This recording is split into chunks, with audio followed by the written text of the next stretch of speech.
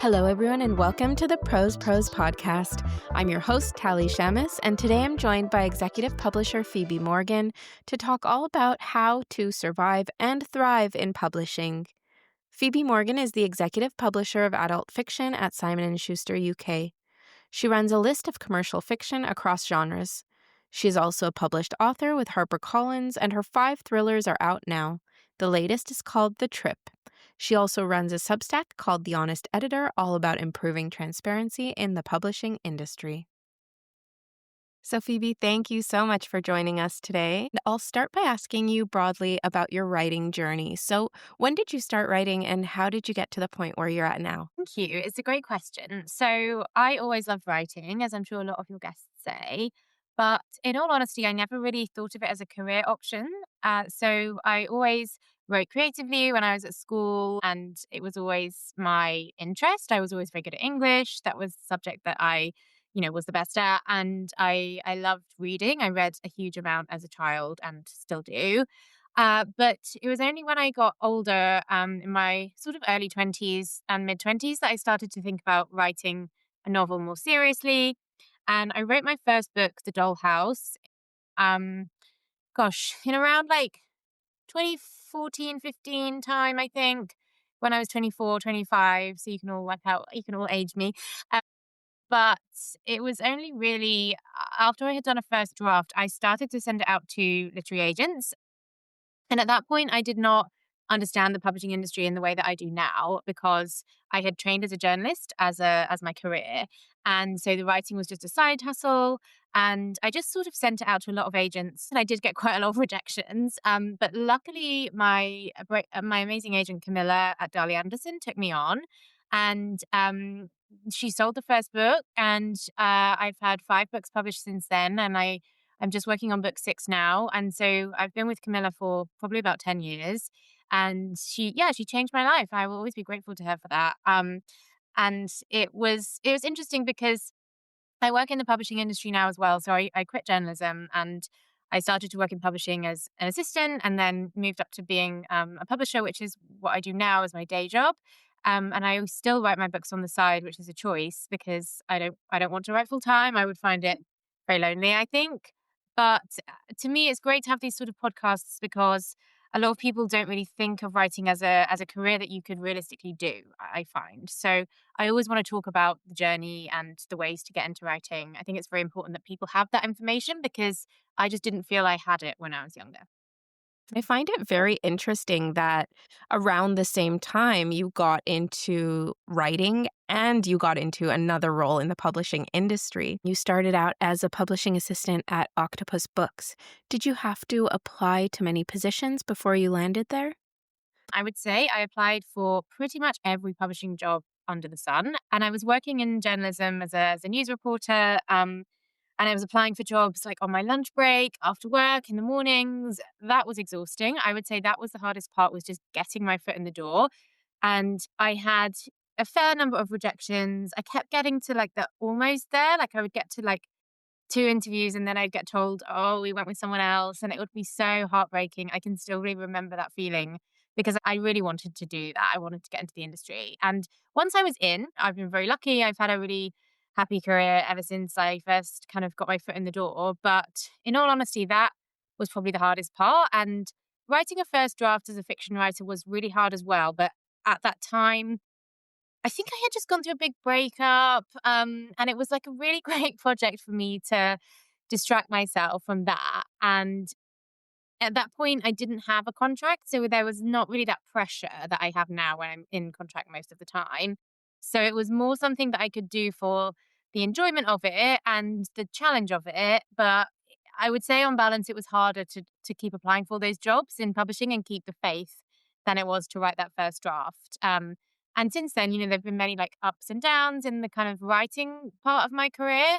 But I think again, like it's similar to like getting your foot in the door publishing. Like once I became a published writer, I think it fulfilled something in me that will never now be unfulfilled. Even if I never sell another book again, or even if my books don't sell, like I will always be a published writer and nobody can take that away from me. So for me, that was kind of a life goal that I was lucky to achieve. And how did you choose your direction in publishing, so the editorial route versus, let's say, agenting or any of the myriad other roles in the industry?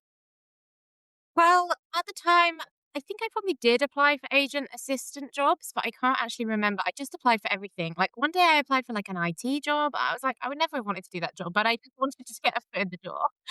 And I can remember my dad, he was like, your application sounds great, but like, it's not really true that you love IT. Like, it's just not true. So it was lucky that I did not get that job. I did apply for roles in marketing and publicity and got quite close on a couple of those. So I would have done that, but editorial was sort of where I felt I would have the most to give. Like my skill set was quite editorial already from training as a journalist. I was good at meeting deadlines and writing copy and finding the story, things like that. So I suppose in a way it was luck that I got that first job as an editorial role. And as I kind of progressed, I moved from Octopus to HarperCollins, and that was when I became a fiction editor.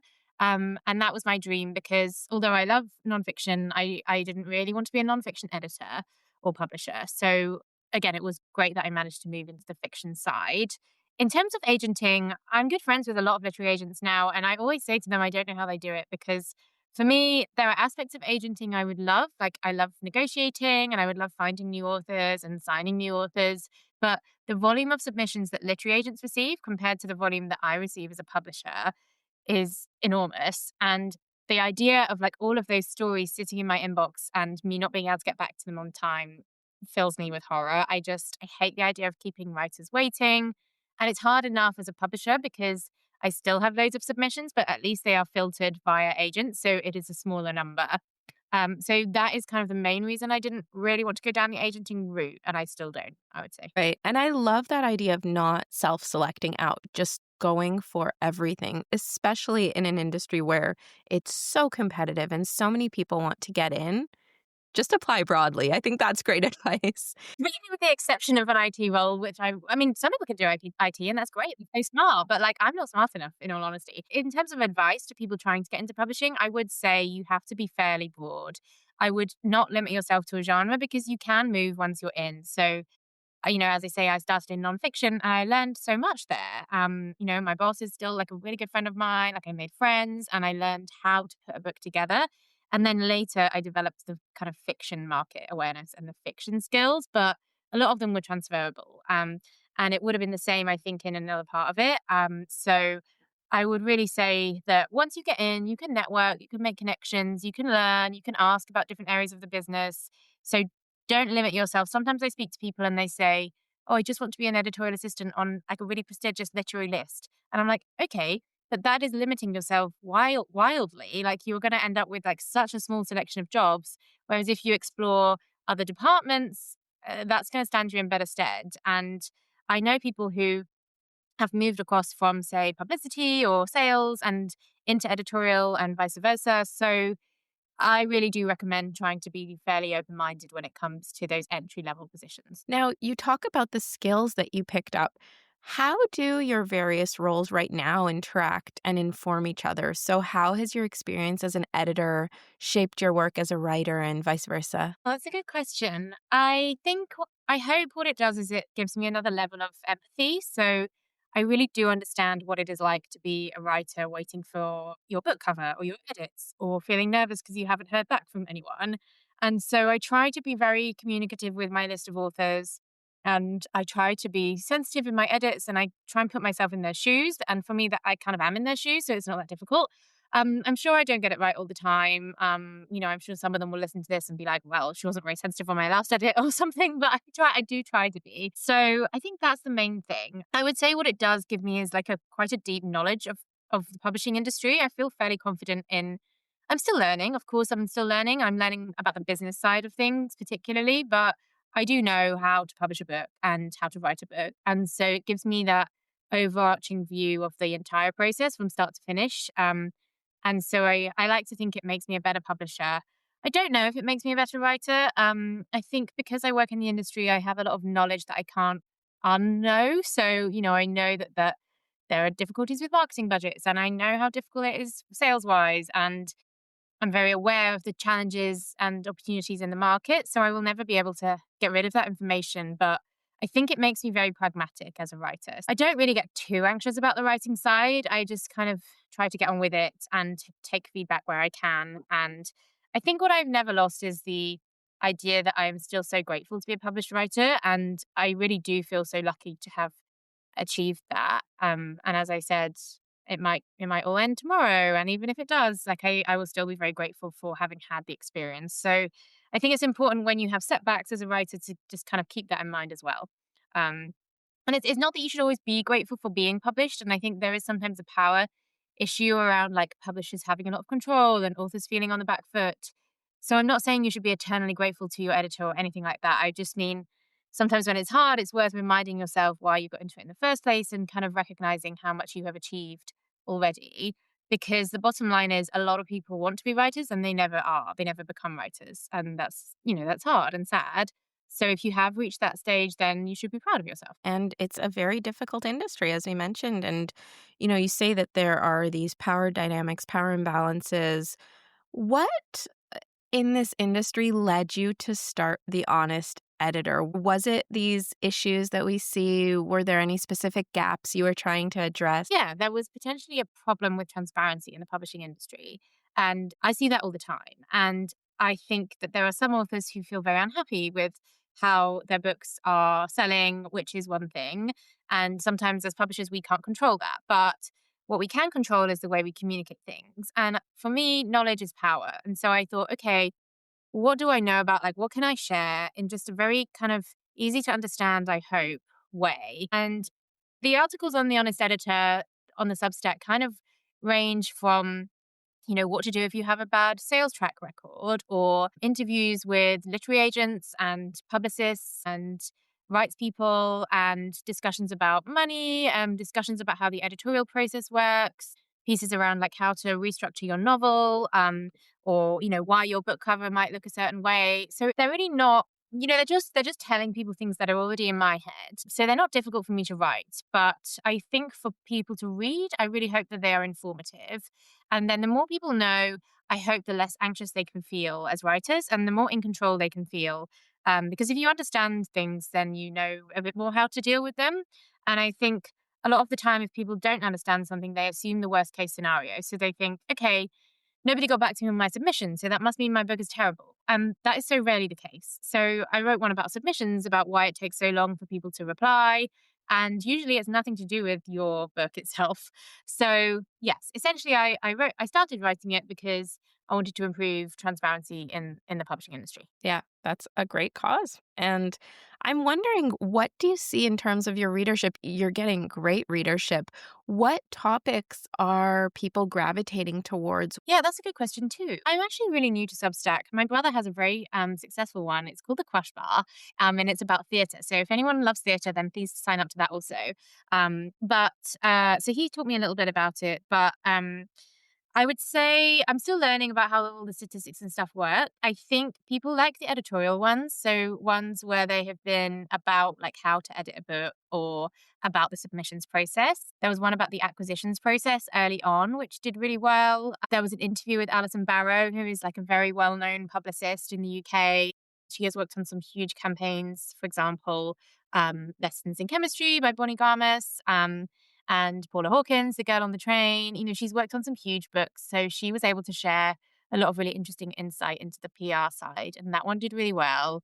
Sometimes there are ones where I think it'll do well and it doesn't do as well, so I don't know whether it's time of day, or I don't really know. As I say, I haven't figured that out. But to me, people seem to be the most interested in the editorial ones, and I'm still very open to feedback. And if there are topics that people want me to cover, I often get emails saying, "Please, can you do one about this topic, etc." So if anyone is listening and then they find the Substack and they have an idea for a topic, then I'm always very open to people getting in touch. And I agree, Substack is very difficult to understand, especially some aspects of it. Like, what's the difference between followers and subscribers? What are these notes all about? I don't know what a follower is. Sometimes I get followers and I'm like, well, thanks, but I don't know what that is compared to a No, subscriber.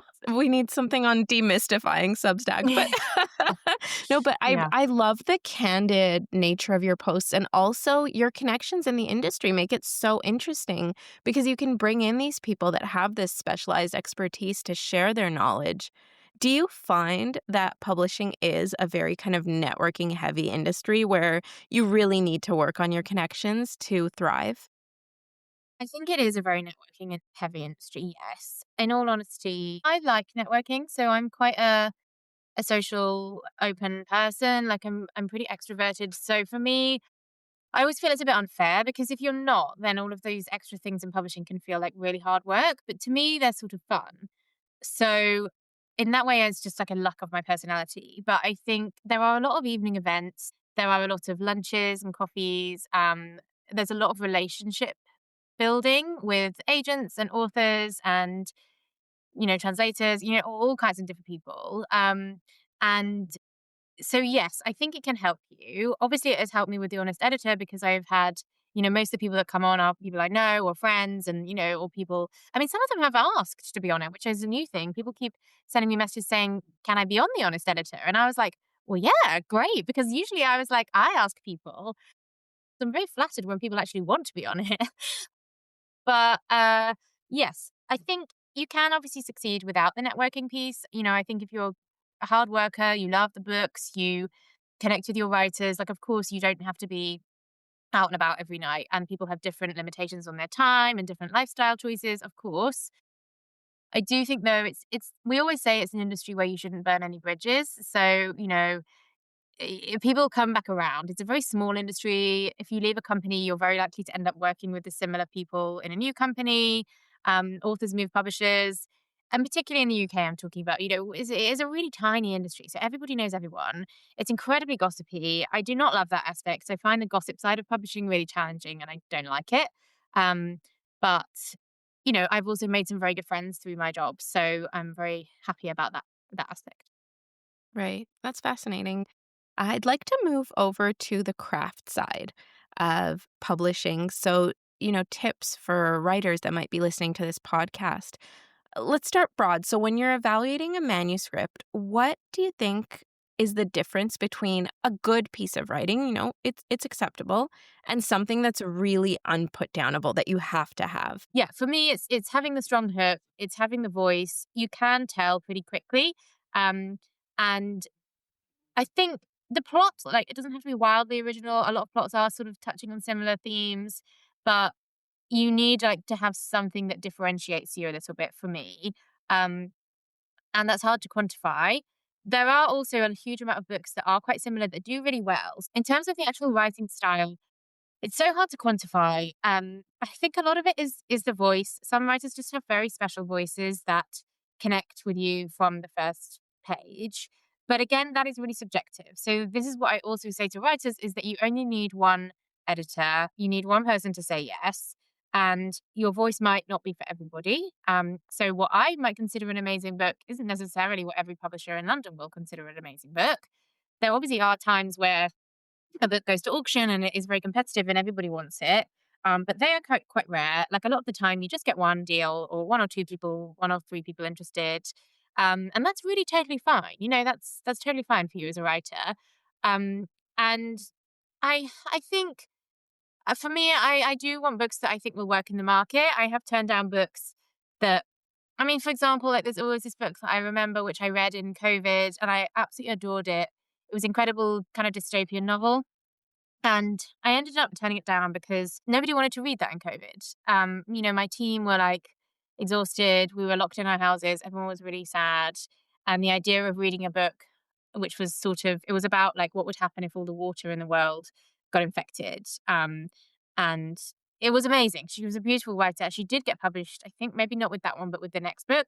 And I still remember it as just a book I loved. But at the time, I couldn't see how I would publish it. And so again, that's one of those examples where it was bad timing. And so you have to take that into account as well as a writer, that it's not always your fault. And obviously, the pandemic was extremely out of everybody's control in that respect. So, you can also just be a great writer at writing very commercial novels that everybody wants to read. And there is space for that on my list as well. But you have to do kind of one of those two things. If it feels too derivative or if the voice for me doesn't connect, then I will turn it down. Right. And so, other than those two issues, feeling too derivative, the voice not really working for you, what are some of the most common issues that you see in these drafts or submissions that you get from writers? I think not starting off strongly enough. Um, you wouldn't believe how many submissions come through where the character is stuck in a traffic jam or they talk about the weather. It is so boring. I just think just cut to the good bit. And that doesn't have to be an action scene, but it has to be something the reader will care about. And I think often people think, oh, but that's going to come in chapter 3 and I'm just building and I'm just setting the scene. And it's like, no, like, you don't need to do that. Like, you can set the scene as you go. And a good writer can, like, drop us into the voice and the character and set the scene at the same time and give us information as we go. You do not need to do, like, a chapter on setting everything up because it just reads as a bit dull, if I'm being brutally honest. So that is one. Second one I would say is sometimes people adding twists for the sake of twists. And this is in crime and thriller a lot. And I'm all for a good twist. I love a good twist, but only within reason. Please don't do something like, and then suddenly it was all a dream, or just a plot that makes no sense. And there are great examples. For example, Sarah Pinborough, Behind Her Eyes, amazing twist. Worked really well. That book gave me chills. And she's a terrific writer, and she pulled it off so well. So if you can do it, like, that's fine. But if you're not very good at twists, like, just don't do one. Like, just, because I think adding a twist that is just nonsensical makes no sense. Oh, the other thing that drives me mad is, like, adding a character in really late. So, like, suddenly, like, in the last third, there's this character that comes in and, like, either they solve everything or they were secretly behind everything, but we've never heard of them before. So they don't make any difference to us. We're just like, who is this person? And you haven't had time to connect with them as a character throughout the novel. And I'm sure I've probably been guilty of that in some of my books. I don't know. Thinking back, I'm like, maybe that's what I did in the fourth book. But you live and learn. And again, on characters, actually, now I've got started, I sound really negative, sorry. But I think sometimes people add too many characters, and they try to have a huge cast of characters. And that is really difficult to then make all of those characters feel three-dimensional. Whereas if you have a small cast, like a handful or fewer, and you develop them properly and they feel like real people, you are going to have a much more effective story than if you try to do a huge, enormous cast of 25 characters. That's fantastic advice. And now, once we get to the actual books that have been published, so if you're going to the bookstore, what do you think all strong commercial fiction has in common, if anything? That's a good question as well. You want to feel like you're in safe hands. So, really, like commercial fiction, you do need to be able to plot in a way that makes sense and for the ending to feel satisfying. Like, if it's a love story, then you've got to make sure that feels satisfying. They don't have to end up together, but they have to go on a journey as characters. And for a crime novel, for example, you don't want to leave loads of loose threads or things that don't make sense. So I think for commercial fiction, you do need to understand this kind of expectations of your genre and be able to deliver on those. And I would say that's the thing that keeps readers coming back for more. If they know someone is writing a book to a good standard and it's in, as a reader, you just want to feel like safe with what you're writing, with what you're reading. So for example, Lisa Jewell, one of my favorite writers, she's incredible. Everybody knows she's incredible. But whenever I read one of her books, I just know that it's going to be good. Like, I just know that it's going to make sense and it's going to be amazing and she's going to deliver on characterization. So I can just relax. I don't have to be like, oh, is this going to make sense? Or I don't have to worry about being disappointed at the end because I never will be. So yeah, I think building up that reputation as a writer is how career writers like Lisa Jewell have managed to sustain success book on book. And obviously their publishers have done a great job, I should say. Yeah. No, I love that. I feel that way. One of my favorite authors is Frida McFadden because I can just pick up one of her books and I know it's going to grab me. I know I'm not going to be able to stop reading until the end. So Yeah. I love that. And now, as someone that's worked with debut and established authors, what do you think separates writers who sustain those long careers from ones that maybe have one book and don't do much after. And I think we've all heard, don't give up, keep writing. It's never that first book, or it usually isn't that first book that gets you published. But other than just to keep going, what are some practical tips in terms of working with a publisher that can help writers succeed over and over? What I always want is for authors to be collaborative with me, to hear me out on things. I will also hear them out, and for it to be an equal relationship. And I think long-term authors understand that and work closely with their publisher to get to success. That's not to say like publisher is always right, but it's that you will do your best at that time, and you will listen to the market and listen to readers and work together on a strategy. Um, I also think, writers that keep consistently coming up with good ideas and stepping away from ideas that are less good, because everybody has patches of ideas that are maybe better than others. So being aware that not every idea is maybe going to be the one that you write, but being open to brainstorming on that kind of side of things. And I think, now it's also, authors who are happy to go out and do events, connect with their local libraries, social media if they want to. I always think you don't have to, but of course it can help if you have a good platform. I understand that's not for everyone, but what readers want in 2025 and beyond, I think, is to feel connected to the writers behind the books. So I think if you are happy to put in that extra work around, yeah, going out there and meeting your readers or connecting with them online if you can't get out, that will also stand you in good stead, because it builds up loyalty and it builds up a readership that will keep coming back to you.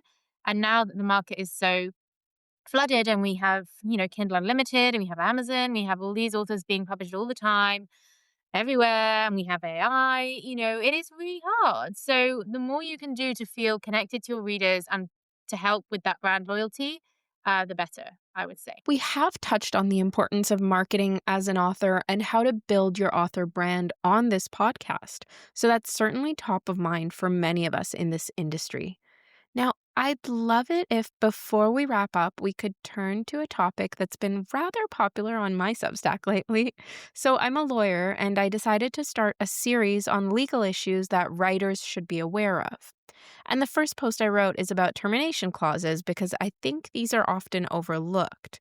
So, I'm curious from an industry perspective, beyond just which contract clauses should authors look out for, what is the main legal issue you would advise authors to be aware of that might save them from getting into a sticky situation? I think, unfortunately, there are some kind of vanity publishers that exist online, and some very small agents and agencies that are maybe not quite as experienced as they say they are or legitimate. That's not to do with the size. There are lots of brilliant small 1 or 2 person agencies, but you have to make sure that they are registered legally and that they have a good track record in terms of the authors they have taken on. And vanity publishing, basically, if you're ever asked to pay money to have your book published, that's vanity publishing. That's not traditional publishing.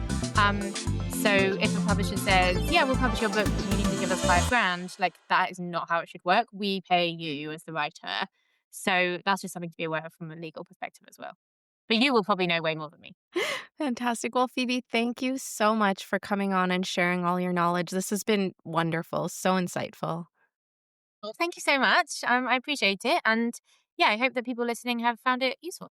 And thank you all so much for tuning in. I hope you've enjoyed this episode, and remember to check back next Tuesday for a new episode of the Pros podcast.